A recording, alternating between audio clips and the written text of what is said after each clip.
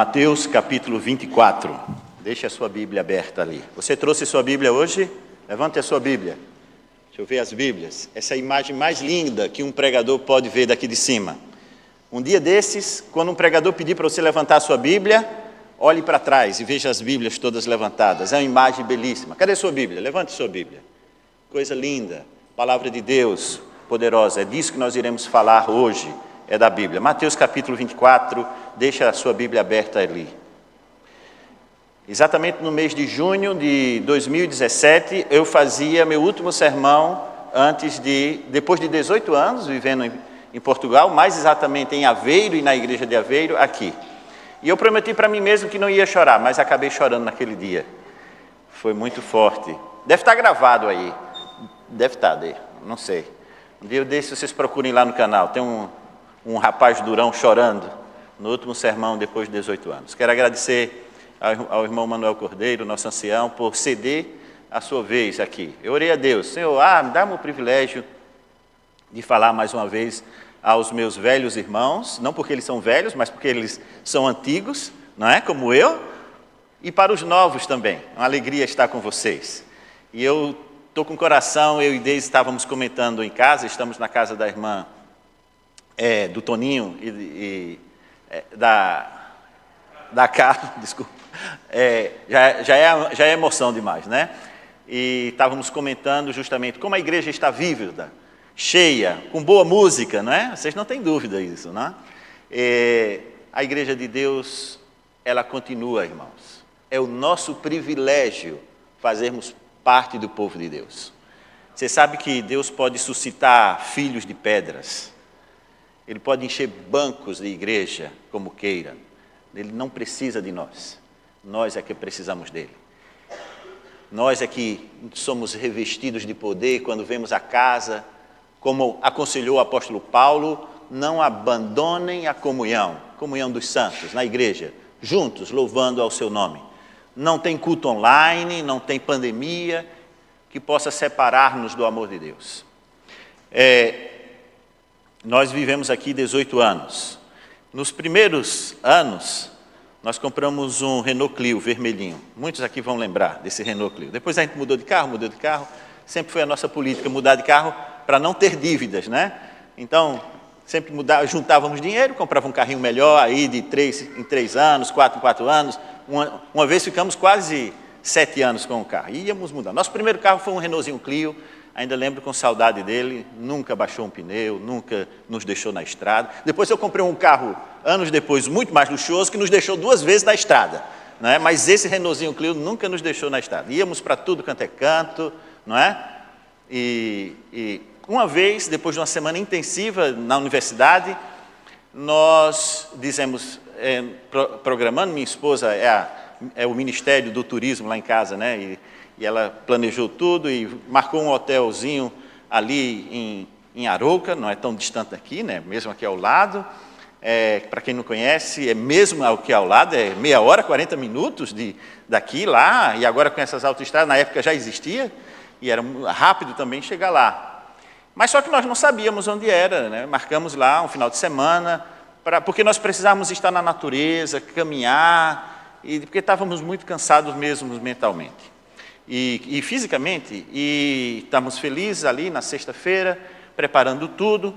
Tínhamos um GPS, naquela altura não existia Waze nem nada, e colocamos no GPS as coordenadas. Sim, naquela época não tinha bancos de dados dinâmicos que atualizavam online, como tem nossos telemóveis, né? Atualmente, nossos smartphones, e você tinha que colocar a coordenada. Só que tem 3 tipos de coordenadas, né? E colocamos lá as coordenadas, olhamos do hotel, colocamos lá as coordenadas exatamente e saímos felizes, colocamos hinos no nosso rádio, ali no disco e tal, e cantávamos felizes, andando bem devagarzinho e tal, e passou-se 1 hora, ou seja, a Arouca não é tão longe assim, passou-se 1h30, começou a escurecer e não chegávamos em Arouca, no hotel lá de Arouca, aqui do lado, não é?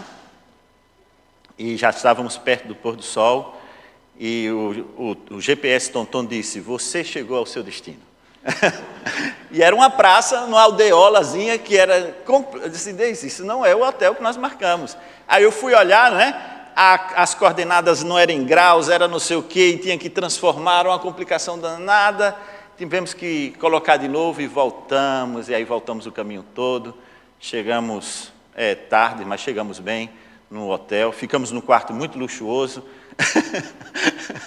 Isso é outra história, depois eu conto nos bastidores para vocês, a história do quarto que ficamos lá, que já foi usado pelo o Jorge Sampaio, o antigo presidente da República. Eu digo, oh, que chique, né?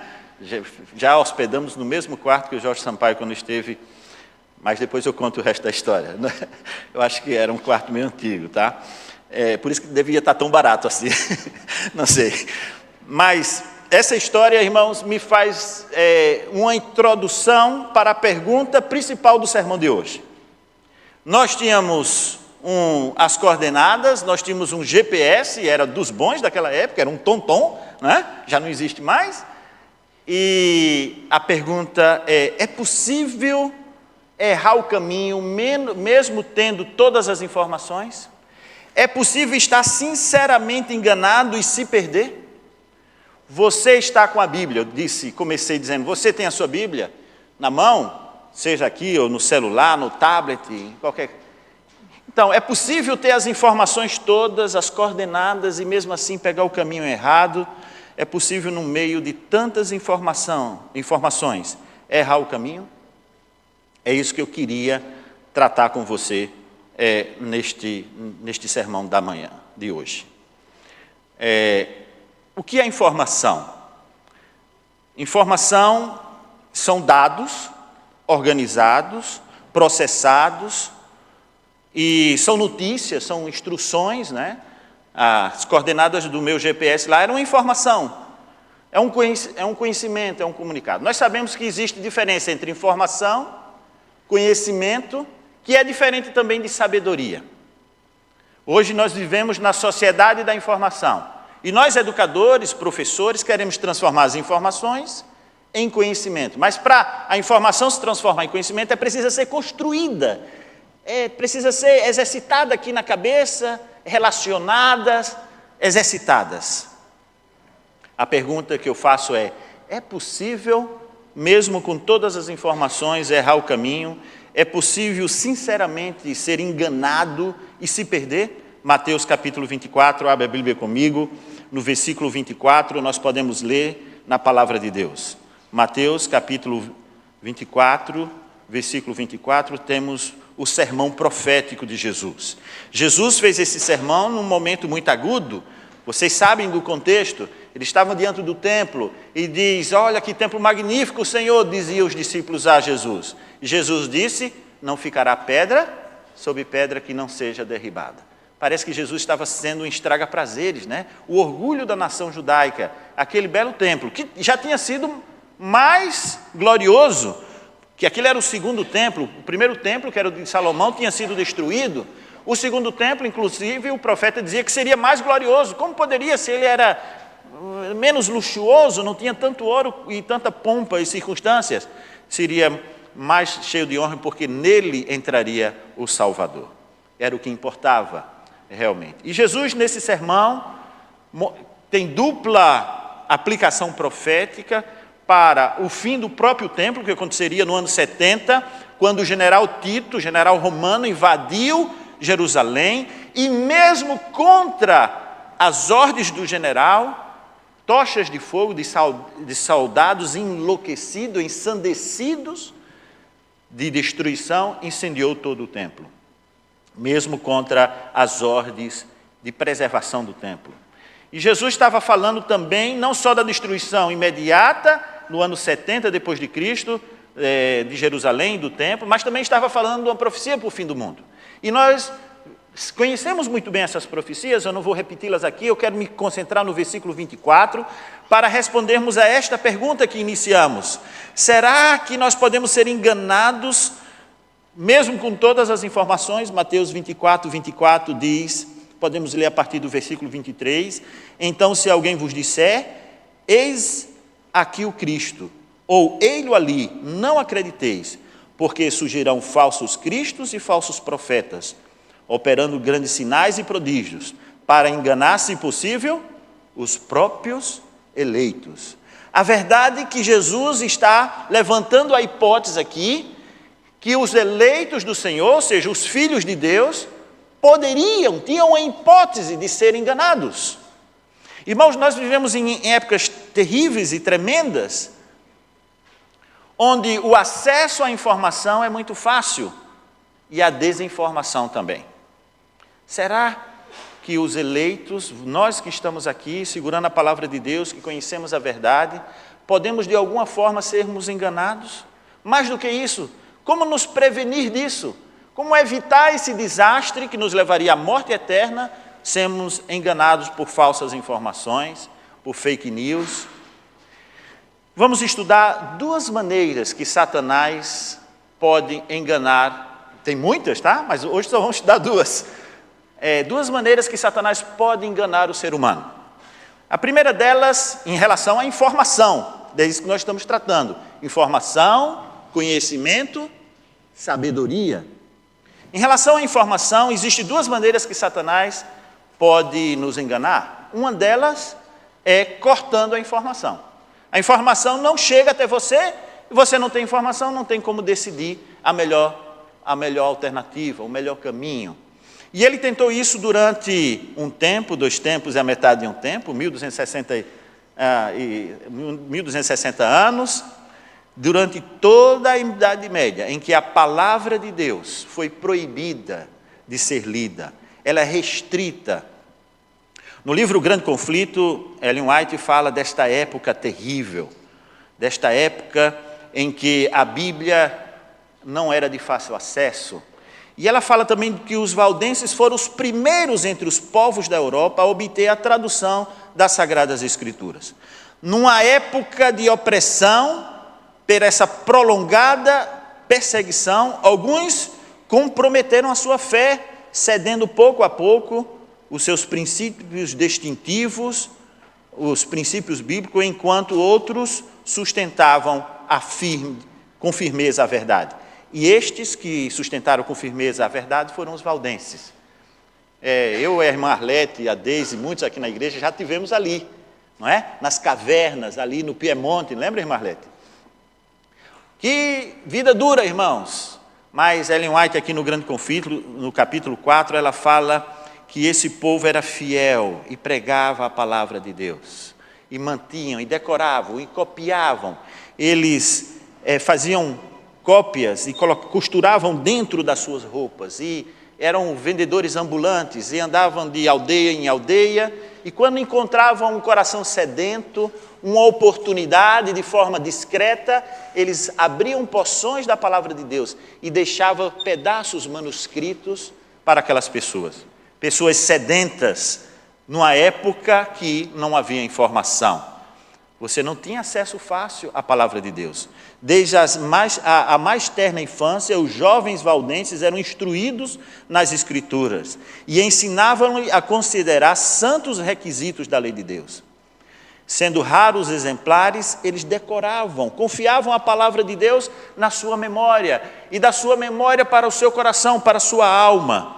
Muito cedo eram ensinados a encarar responsabilidades e a serem precavidos no falar e a compreenderem a sabedoria do silêncio.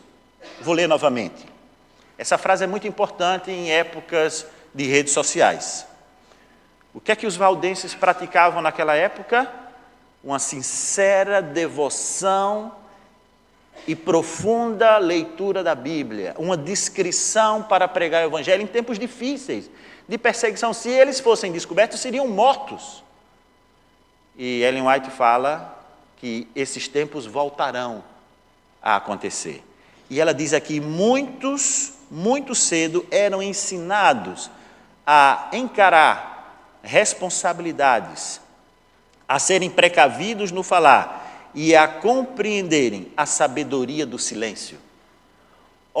Irmãos, quantos de nós poderíamos ser banhados pelo Espírito Santo de Deus se nós pudéssemos compreender a sabedoria do silêncio nas redes sociais? Eles compreendiam que poderiam falar quando podiam falar e deviam ficar em silêncio quando deviam ficar em silêncio. Eles não jogavam pérolas aos porcos, como falou Jesus.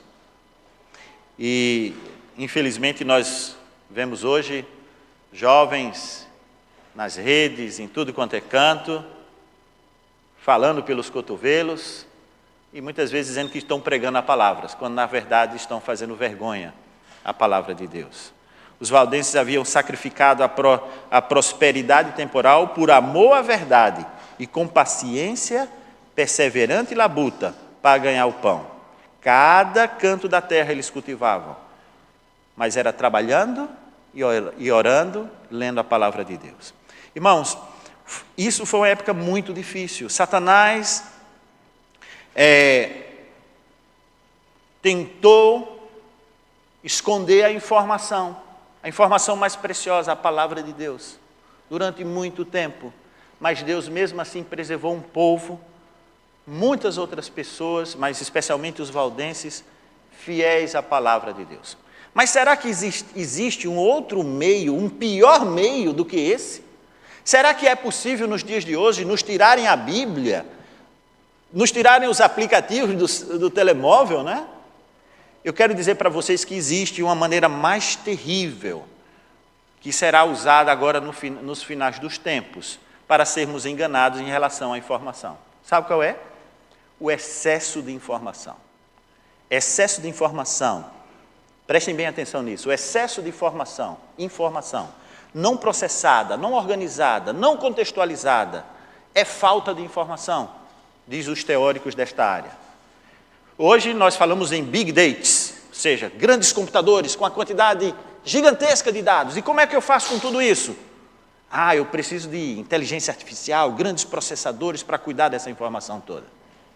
Como é que nosso cérebro reage à grande quantidade de informação? Desligando, pressupondo verdades onde não existe, porque nós não temos a capacidade de processar a informação como os grandes computadores. Então, no mundo cognitivo, nas ciências cognitivas, a gente diz que excesso de informação é falta de informação. Então, hoje nós temos inundados com informação. É o TikTok, é o Instagram, é o YouTube. Até mesmo pessoas mais idosas, algumas delas viciadas de tal maneira no telemóvel, que não conseguem passar 1 minuto, 10 minutos longe do seu plim hipnotizador. Longe do seu plim noticiador. Qual é a nova? Qual é a notícia que chegou no WhatsApp? Vocês sabem que, de vez em quando, meu WhatsApp diz assim: você não gostaria de ativar as notificações? Eu já desativei as notificações do meu WhatsApp há alguns anos. Porque eu estava percebendo que eu estava ficando alucinado. Aquele negócio fazia plim, eu digo, opa, pode ser uma coisa importante. Pode ser minha mulher pedindo para eu ir comprar o pão. E ai de mim se eu chegar em casa sem o pão. Então, os maridos entenderam a piada, né? As mulheres não, mas tudo bem. Então, eu desliguei aquilo, porque eu estava ansioso. Eu usei a minha esposa como bode expiatório, mas muitas vezes é o trabalho, né? Quem trabalha nessas ondas de tecnologias e tal. Irmãos, as tecnologias são maravilhosas, eu trabalho com isso. E trabalho com o ensino disso, mas elas são muito, muito, mas muito perigosas. Mas na educação nós estamos preocupados. Não estou falando agora de adventismo propriamente, estou falando do mundo profissional da educação, com uma coisa chamada pensamento crítico. Os jovens hoje tudo consomem na internet, nos joguinhos e as telas, o perigo das telas. E não desenvolveram o pensamento crítico. O que é o pensamento crítico? A capacidade de pensar por eles mesmos. Será que isso é verdade ou é mentira? Como é que chega uma notícia na minha telinha e eu digo assim, isso aqui deve ser mentira? Quais são os elementos para identificar, por exemplo, uma fake news? Isso está impregnado e as grandes empresas de mídia social não estão preocupadas desde que você continue consumindo ali constantemente e vendendo propagandas para empresas e empresas. Excesso de informação. Falta de informação. 2 métodos. Um usado na Idade Média. E agora, antes da volta de Jesus,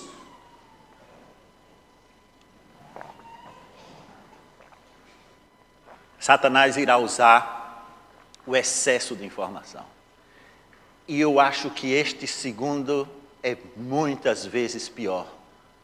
Porque os valdenses lá na montanha, Marlete, eles tinham a Bíblia copiada, eles não tinham um youtuber, ex-adventista, ex-pastor adventista, a dizer, não é bem assim, é dessa outra maneira, olha, isso é um exagero. Eles tinham a pura palavra de Deus e a oração e a iluminação do Espírito Santo de Deus na mente. Era isso. Agora nós temos uma catrefada, não é assim que se diz? Uma catrefada de informação e o nosso pensamento anda titubeando e chegaremos, por acaso, um dia que dizendo assim, onde é que está a verdade? Em que eu posso confiar? Será que eu posso confiar realmente na palavra de Deus? Será que esses anos todos, afinal de contas, eu interpretei mal essa informação? Porque chegou então, entretanto, aquele youtuber famoso, aquele pastor que todo mundo gosta e que diz que é diferente? 2 Timóteo capítulo 4, versículo 2 a 4. 2 Timóteo capítulo 4, abra sua Bíblia, porque em Bíblias fechadas não há salvação. Vou repetir, abra sua Bíblia, 2 Timóteo capítulo 4, 2 Timóteo capítulo 4, versículo 2, 3 e 4. Graça, prega a palavra, insta, quer seja oportuno, quer não, corrige, repreende. 2 Timóteo 4, 2, 3 e 4, é isso mesmo. Prega a palavra, insta, quer seja oportuno, quer não, corrige, repreende, exorta, com toda a longanimidade e doutrina. Pois haverá tempos, profetiza o apóstolo Paulo a Timóteo, haverá tempos em que não suportarão a sã doutrina. Pelo contrário, cercar-se-ão de mestres segundo as suas próprias cobiças, como que sentindo coceiras nos ouvidos. Eu não sei se vocês já ouviram falar nesta doença, coceiras nos ouvidos. Pessoas que alimentam uma curiosidade tal que querem saber a última nova. É isso que nos impulsiona o tempo todo para seguir o plim do telemóvel. Sentir-se-ão coceira nos ouvidos, o versículo 4 mais grave ainda, e se recusarão a dar ouvido ao quê? A verdade, entregando-se às fábulas. Irmãos, mesmo com muita informação, infelizmente é possível ser enganado. Por quê? Porque os cristãos que começarem a ter coceiras nos ouvidos serão entregues a fábulas. Uma vez eu estava assistindo no YouTube um coach, né? Agora está na moda coach. Coach, perigoso isso, viu? E ele falava tudo tão lindo, né? 99,9% do que ele falava eu poderia encontrar respaldo bíblico e no Espírito de Profecia. Mas de vez em quando, uma pitadinha de veneno ali, uma coisinha. Opa, isso é humanismo. Opa, isso é relativismo. Opa, isso vai me ajudar a desconfiar da palavra de Deus. Opa, isso é um pensamento centrado no homem, não centrado em Deus. Uau, quanto veneno! Translúcido, né? Aparentemente de sabedoria. Pessoas que têm coceiras nos ouvidos, que dão ouvidos a verdades, que se entregam a fábulas. Sim, 2 Timóteo capítulo 3, versículo 13. Vocês só precisam virar a página, para alguns, para outros nem precisa virar a página, diz assim, mas os homens perversos e impostores irão de mal a pior, enganando e sendo enganado. No Brasil a gente diz, me engana que eu gosto. E existe psicólogos que dizem que nós temos por natureza essa índole de querer ser enganado. E Paulo está dizendo, mas os homens perversos e impostores irão de mal a pior, enganando e sendo enganados. Mesmo com todo o acesso à informação, com a límpida palavra de Deus, com a límpida assim do Senhor, algumas pessoas gostam de ser enganadas. E gostam mais ainda de enganar outros, de mal a pior, enganando e ser enganados. É assim que chegam a esse ponto de errarem o caminho, mesmo com todas as informações. Mesmo com as coordenadas corretas, vão por caminhos obscuros, porque gostam de se enganar a si mesmos. Como é que a gente pode chegar a uma condição dessa? Nós, cristãos, nós que estudamos a Bíblia, que oramos todos os dias, nós que estudamos a lição da escola sabatina, como é que isso pode acontecer? Vejam a resposta em Tiago, capítulo 1, versículo 22. Tiago, capítulo 1, versículo 22, nos dá a resposta de como é que podemos chegar a esse ponto de enganar e ser enganados, de sentir coceiras nos ouvidos e seguir falsas doutrinas. Será que eu vou ser enganado, meu pai? Tiago, capítulo 1, versículo 22 diz: por que essas pessoas chegam a esse ponto? Tornai-vos, pois, praticantes da palavra, e não somente ouvindo, enganando-vos a vós mesmos. Irmãos, o que Paulo está dizendo aqui, o que o apóstolo Tiago está dizendo aqui, é que as pessoas que não praticam a palavra de Deus, são só ouvintes passivos, que não interiorizam de forma profunda a palavra de Deus, eles podem ser enganados, mas não é enganados pelos outros, é enganados por si mesmo. Quem é o nosso maior inimigo? Somos nós mesmos, não é? Enganoso é o coração do homem, quem poderá compreender, deter esse coração? Nós temos que entregar o coração a Deus, lendo a sua palavra. Muita gente pensa, você precisa saber qual é o plano de Deus, a opinião de Deus, como se Deus fosse um guru, um coach que você fosse consultar. Irmão, você não precisa saber a opinião de Deus, você precisa saber qual é o plano de Deus na sua vida e segui-lo. Não é escutar conselhos de Deus. Senhor, eu vou para a direita, para a esquerda. Não, você tem que descobrir o que é que Deus quer para a sua vida e fazer a vontade de Deus. Irmãos, esta é uma situação tremenda.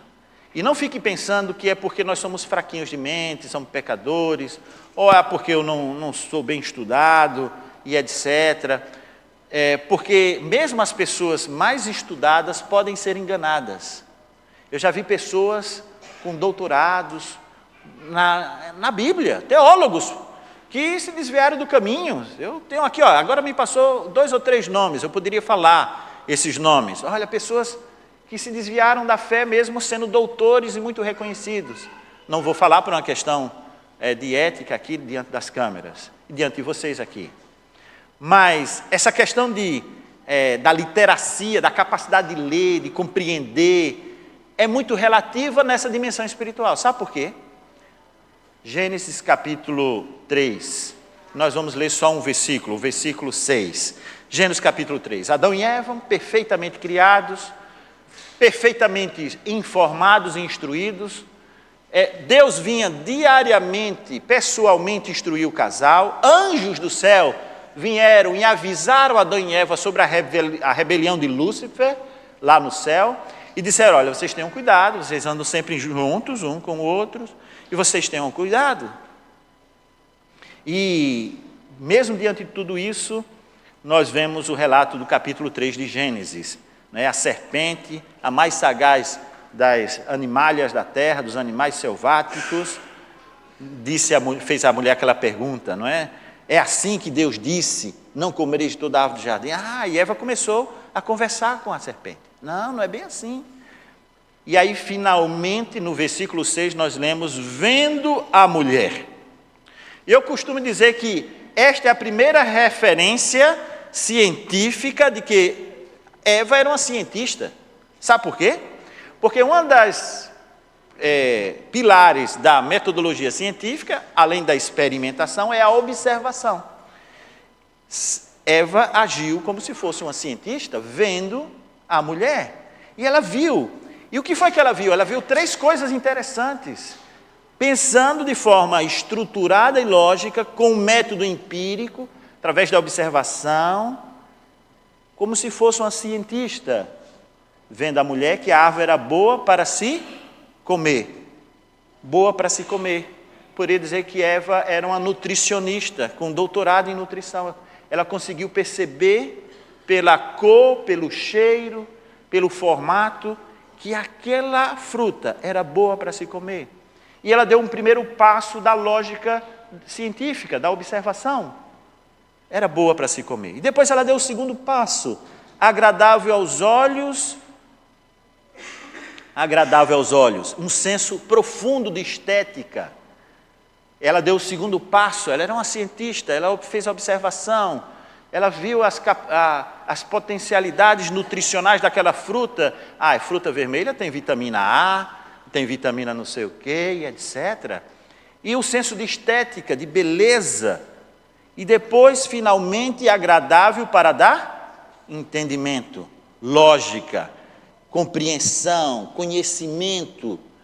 Eva seguiu o método científico e usou seu próprio senso, sua própria capacidade de raciocinar, em vez de, assim diz o Senhor. Foi o problema de Eva. Eu sou um cientista, eu não quero falar mal da ciência, a ciência é maravilhosa. Né? Se você já teve um problema, uma infecção, e recebeu um antibiótico que lhe salvou a vida, saiba disso. Né? Há uns dias atrás eu tive uma infecção aqui no meu dente, tomei um antibiótico, fui ao dentista, e eu, por curiosidade, disse assim: amigo, o que é que fazia, então, antes do antibiótico, quando uma pessoa tinha uma infecção dentária como essa? Dizia assim, se o organismo não reagisse e não combatesse a infecção, morria. Morria. Com infecção dentária. Tomaria todo o rosto, daria os antigos diziam, vermelhidão, né? E mataria. Então, não estou falando mal contra a ciência é coisa maravilhosa, mas em alguns momentos em que você tem que decidir, você não pode substituir o assim diz o Senhor, pelo quê? Pelas evidências científicas. E hoje em dia parece que a ciência subiu num pedestal de ser Deus. O cientificismo, como se a ciência fosse toda poderosa e pudesse resolver todos os problemas da nossa vida. Isso não é verdade, irmãos. E eu estou falando isso para que você que não teve a oportunidade de ser letrado, de ser estudioso, fique pensando, minha compreensão da Bíblia é muito baixa, então estou perdido, porque nunca vou ser esperto o suficiente. Não é a questão de ser esperto. Eva era uma cientista, ela era muito esperta, mas foi enganada, porque ela substituiu, assim diz o Senhor, pelo seu próprio senso, mesmo que esse senso seja um senso científico. Pela sua própria maneira de pensar. O erro de Eva foi duvidar da palavra de Deus. Ok, obrigado, Francis Lee, por ter nos mostrado este quadro tão caótico. Agora eu vou para casa com mais medo ainda, não é? Porque agora já sei que eu posso ser enganado facilmente. Se o diabo enganou Eva, Adão, que era perfeito e tal, e agora eu estou perdido. Qual é a solução de tudo isso? Nós não poderíamos fechar esse sermão sem estudar na palavra de Deus a solução. No livro Caminho a Cristo, no capítulo 10, o capítulo é chamado O Conhecimento de Deus. E Ellen White começa a escrever o capítulo falando da natureza. Muito estranho, porque o título é O Conhecimento de Deus, não é? Formação não é conhecimento, não é sabedoria, eu preciso de conhecer a Deus. Conhecimento de Deus, ela começa falando da natureza. E ela começa citando Romanos capítulo 1, versículo 20, que Deus se revela claramente através da natureza. Romanos capítulo 1, versículo 20. Ela diz que a natureza, quando devidamente observada, as pessoas vão ficar sem desculpas de não conhecerem a Deus. Salmo 33, versículo 5, ela fala lá no livro Caminho a Cristo que a terra está cheia da bondade do Senhor, que a natureza é algo maravilhoso, que podemos ter a natureza como aliada para compreendermos o que Deus quer em nossa vida. Deixa eu abrir aqui o livro Caminho a Cristo, que eu quero ler um trechinho para vocês muito especial desse livro. E ela fala aqui da natureza de uma maneira tão especial. Ela diz que Deus deseja que os seus filhos apreciem as suas obras e se deleite na singeleza e serena formosura que o adornou nosso lar celeste. Ama o belo e, acima de tudo, o que é exteriormente atraente. Ama a beleza de caráter. Deseja que cultivemos a pureza e a simplicidade, as mudas graças das flores. E ela fala mais coisas. Vocês deviam ir na natureza. Se você for na natureza, nenhuma lágrima é vertida sem que Deus a note. não há sorriso que ele não perceba. Se tão somente crêssemos nisso, plenamente, desvaneceria todas as ansiedades inúteis. E é na natureza, e ela fala aqui, no livro Educação, por coincidência no capítulo 10 e capítulo 14, sobre o poder da natureza, de nos falar os sentidos, de nos falar da palavra de Deus de maneira forte e veemente. Só que a natureza também tem problemas. A natureza tem a predação. A natureza não é uma revelação completa e perfeita da palavra de Deus. Depois que entrou o pecado, a revelação, embora possamos reconhecer as digitais de Deus não é a natureza, isso é panteísmo. Deus se revela através da natureza. E eu vejo claros movimentos, muitas vezes satânicos, de nos afastar da natureza. Porque a natureza é curadora, os psicólogos já sabem. Caminhada no meio da natureza restaura a alma. Não é à toa que Deus nos criou para um jardim, não foi para uma tela. Pais e mães, coloquem seus filhos na natureza em vez de frente de uma tela. Isso é uma outra conversa, daria um sermão inteiro. Aliás, eu tenho um sermão só sobre isso. Mas hoje não é o dia da educação, não é? É necessário uma revelação especial, Salmo 119, 105. Lâmpada para os meus pés é a tua palavra e luz para os meus caminhos. A natureza não é suficiente para nos revelar completamente a Deus. E ela termina o capítulo dizendo que Jesus é a revelação suprema nas Escrituras. João 5,39, examinai as Escrituras, porque são elas que testificam de mim, disse Jesus. As palavras que eu vos tenho dito são espírito e são vidas. João 6, 63. E agora, para encerrarmos, irmãos, eu gostaria de ler 2 textozinhos que falam para o nosso coração de forma profunda da importância da Bíblia, da importância de termos essa revelação especial, que é Jesus Cristo descrito na Bíblia. Não deveríamos aceitar de homem algum quanto aos ensinamentos das Escrituras, mas devemos estudar por nós mesmos a palavra de Deus. Vocês ouviram bem? Não deveríamos aceitar de homem algum quanto aos ensinamentos das Escrituras, mas devemos estudar por nós mesmos a palavra de Deus. Nada há mais apropriado para fortalecer o intelecto do que estudar o estudo das Escrituras. Nenhum livro é tão capaz de elevar os nossos pensamentos e dar vigor e as habilidades como as grandiosas e enobrecedoras verdades da Bíblia. A Bíblia, e a Bíblia somente, poderá nos ajudar a transformar informação em conhecimento, conhecimento em sabedoria, mas não a sabedoria dos homens, a sabedoria de Deus. Hoje eu vim aqui fazer um apelo para você. Sim, para você também, para você que está aí em cima também. Tire a sua Bíblia da estante, espane o pó dela todos os dias. Estude a palavra de Deus. Existia um jovem que estava terminando a sua faculdade. E com essa história eu encerro. Não, vou ler uma poesia ainda. Tem pregador que fica dizendo, agora terminou, agora não.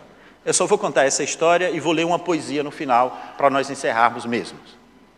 Um jovem estava terminando seu curso universitário. E naquela família, que era uma família rica, era tradição que todos os filhos que terminavam o seu curso universitário ganhavam um carro novo.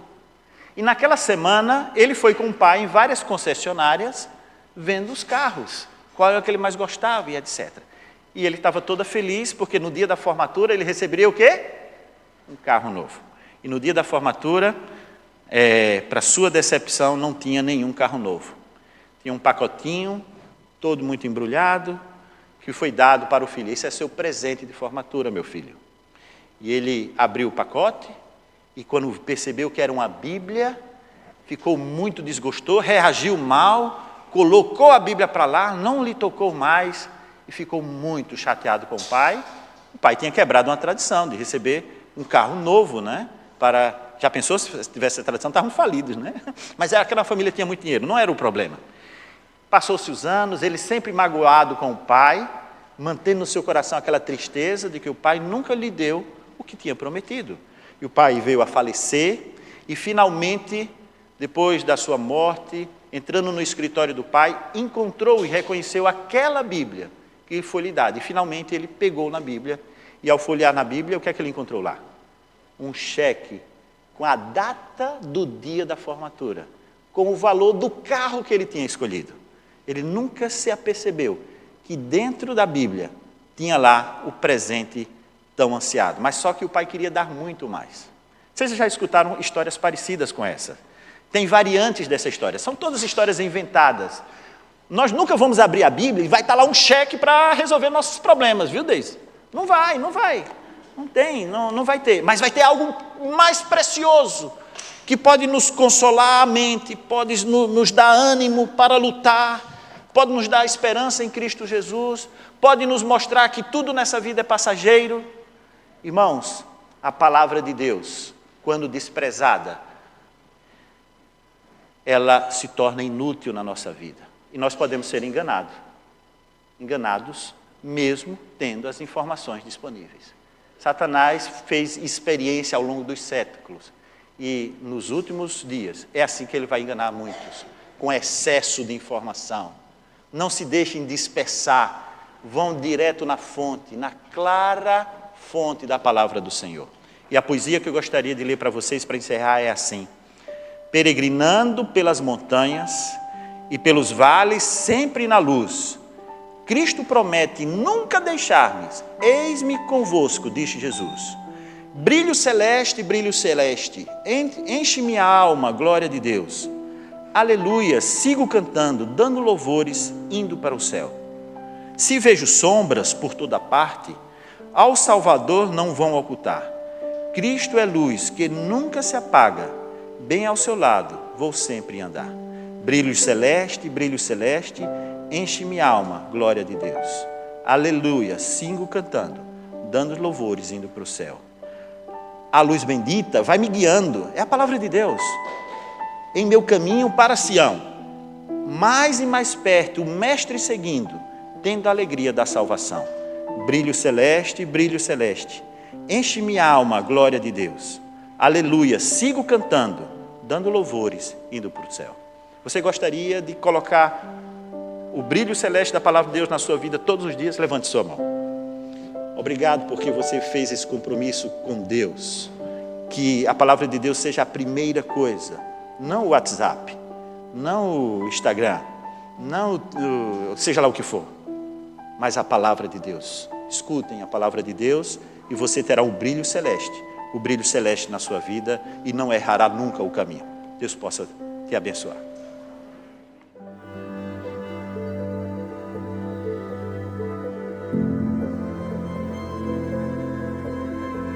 Thank you.